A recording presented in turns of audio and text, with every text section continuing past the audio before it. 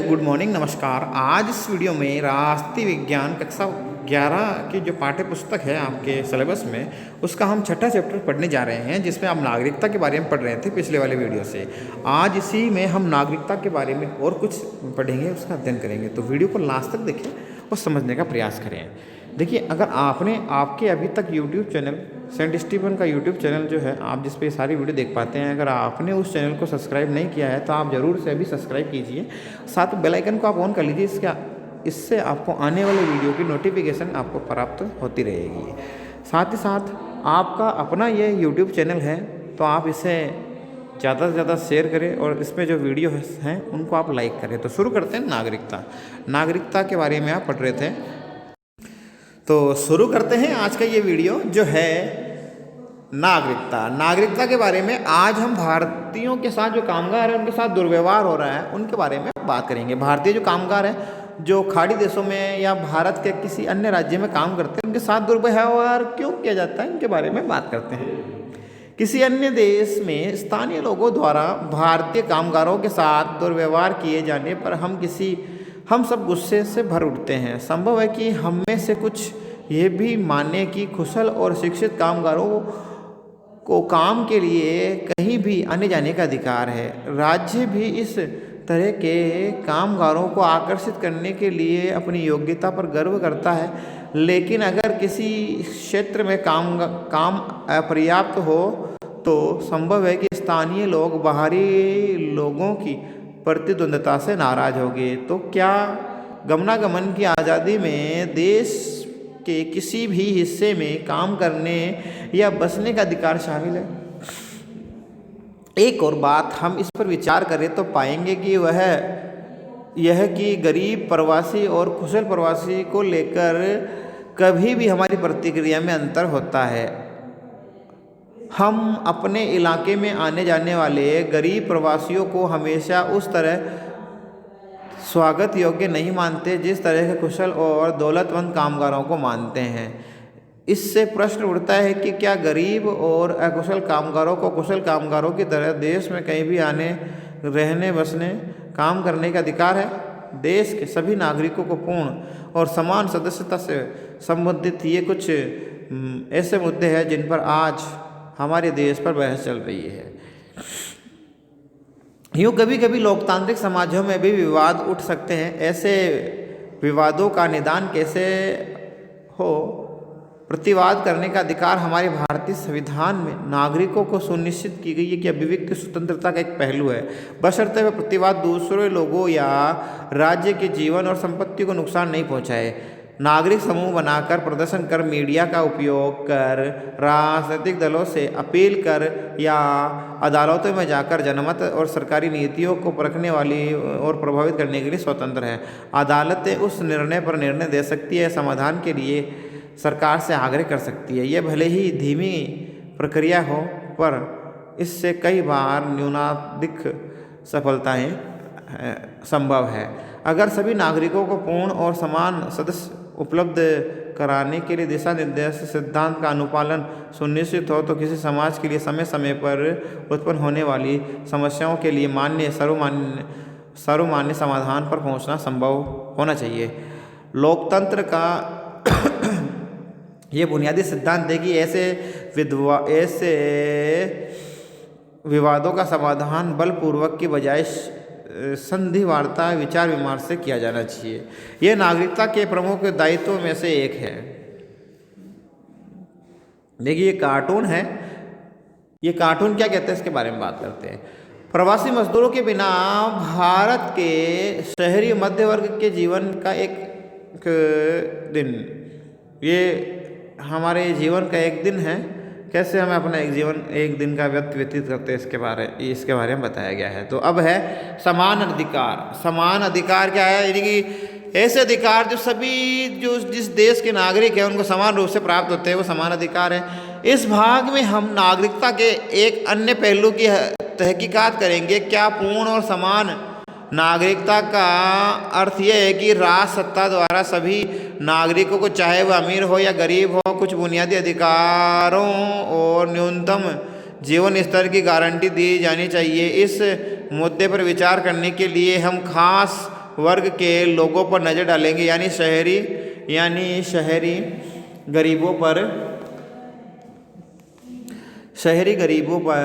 गरीबों या और अमीरों पर इस पर बात करेंगे। शहरी गरीबों से संबंधित समस्याओं उन समस्याओं में से एक है जो सरकार के सामने बाएं मुंह खड़ी रहती है। यानी कि ऐसी समस्याएं, ऐसे लोग जो सरकार से अपेक्षाएं और आकांक्षाएं करते हैं कि गवर्नमेंट उनके लिए ऐसे व्यवस्था बनाए, ऐसे नियम और व्यवस्थाओं को लागू करे। तो ये सभी क्या है? भारत के हर शहर में बहुत बड़ी आबादी झोपड़पट्टियों और अवैध कब्जे की जमीन पर बसे लोगों की है। यद्यपि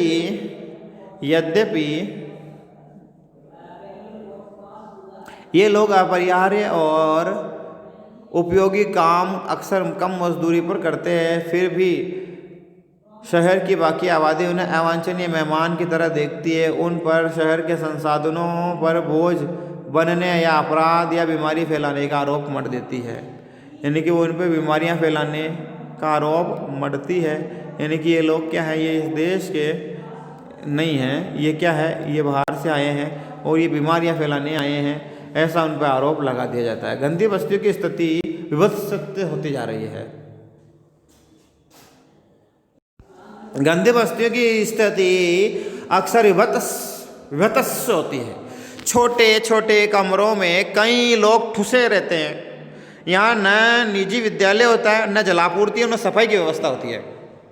गंदी बस्तियों में जीवन और संपत्ति असुरक्षित होती है। झोपड़पट्टियों के निवासी अपने श्रम में अर्थव्यवस्था में महत्वपूर्ण योगदान निभाते हैं। देश की अर्थव्यवस्था को आगे ले जाने का प्रयास करते हैं और उन्हीं का जीवन आज खतरे में हम देखते हैं।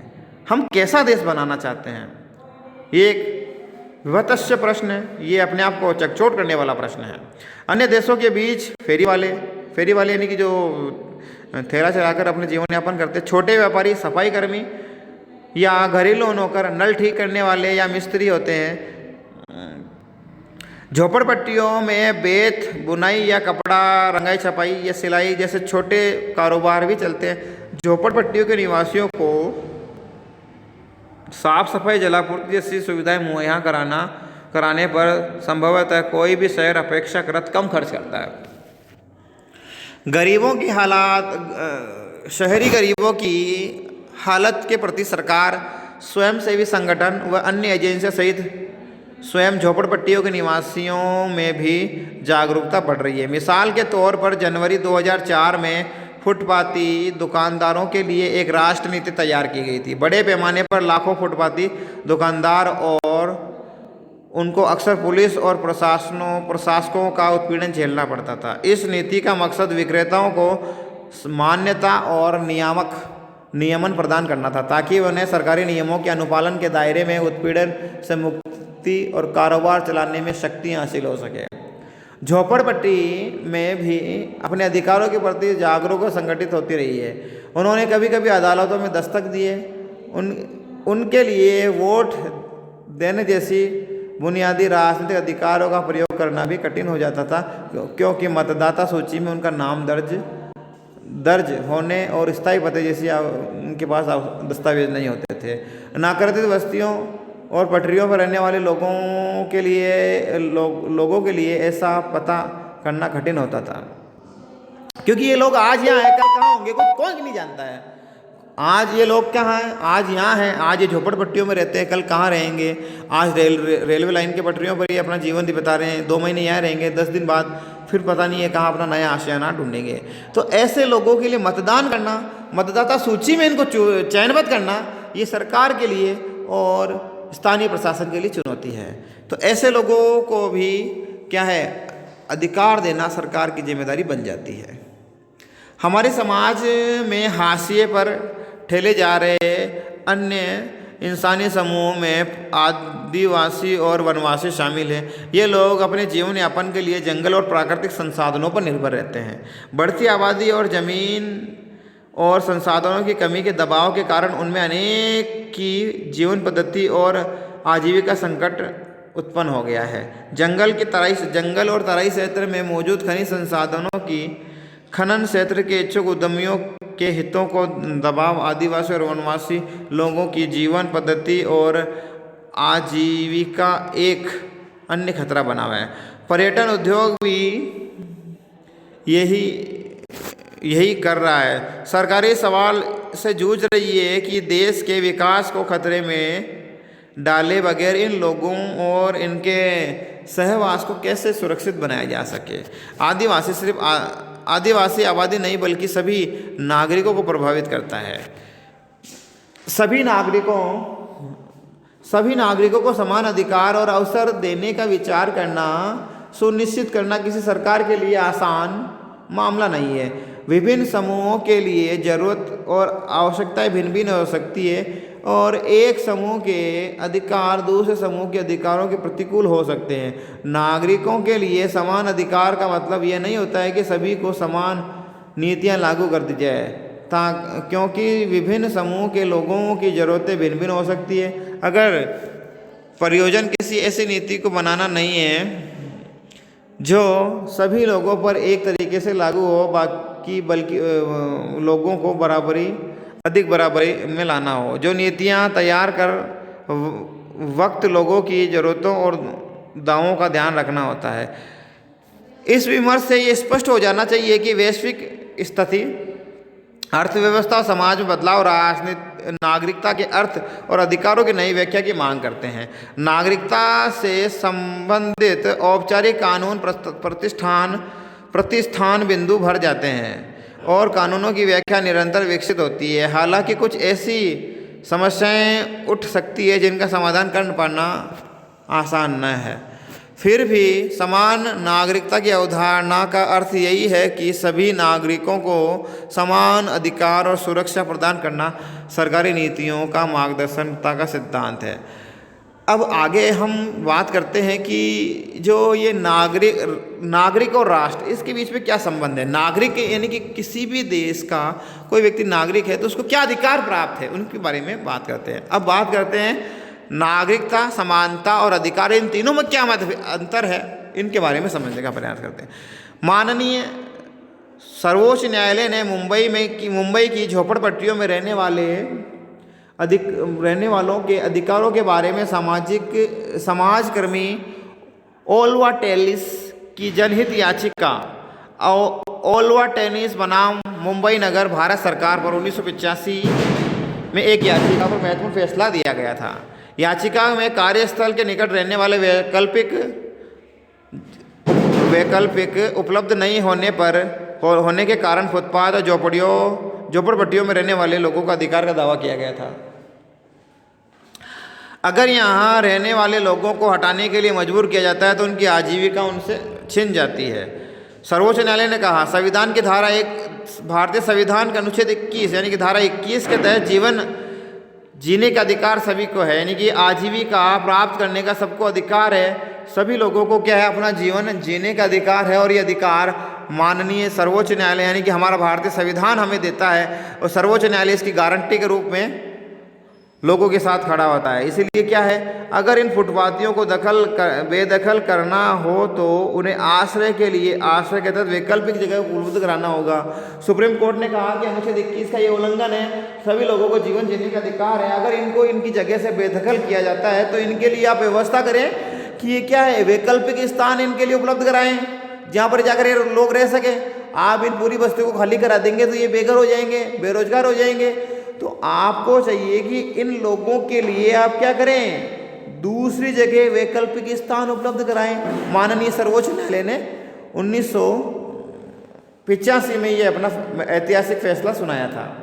तो ये देखिए, नागरिकता के बारे में और अधिकारों के संबंध में हमारा जो सुप्रीम कोर्ट है, देश का सर्वोच्च अदालत जिसको आप कहते हैं, वो भी सजग है। वो भी नागरिकों के अधिकारों और राष्ट्रीयता को लेकर सजग है। हमारा जो सुप्रीम कोर्ट है, देश का सर्वोच्च अदालत है। कानून के संबंध में आपको पता होना चाहिए, कानून निर्माण के संबंध में अंतिम निर्णय लेने का जो अधिकार है वो सुप्रीम कोर्ट को है, सर्वोच्च न्यायालय को है। यानी कि यहाँ तक कि सुप्रीम कोर्ट को कानून के संबंध में अंतिम निर्णय लेने का अधिकार सर्वोच्च न्यायालय को दिया गया है। ये अधिकार हमारे देश के राष्ट्रपति को भी नहीं है, कानून के संबंध में अंतिम निर्णय लेने का अधिकार।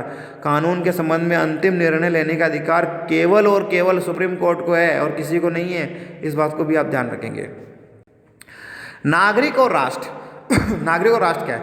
राष्ट्र राज्य की अवधारणा आधुनिक काल में विकसित हुई है। राष्ट्र राज्य की संप्रभुता और नागरिकों के लोकतांत्रिक अधिकारों का दावा सर्वप्रथम 1889 में फ्रांस के क्रांतिकारियों ने किया था।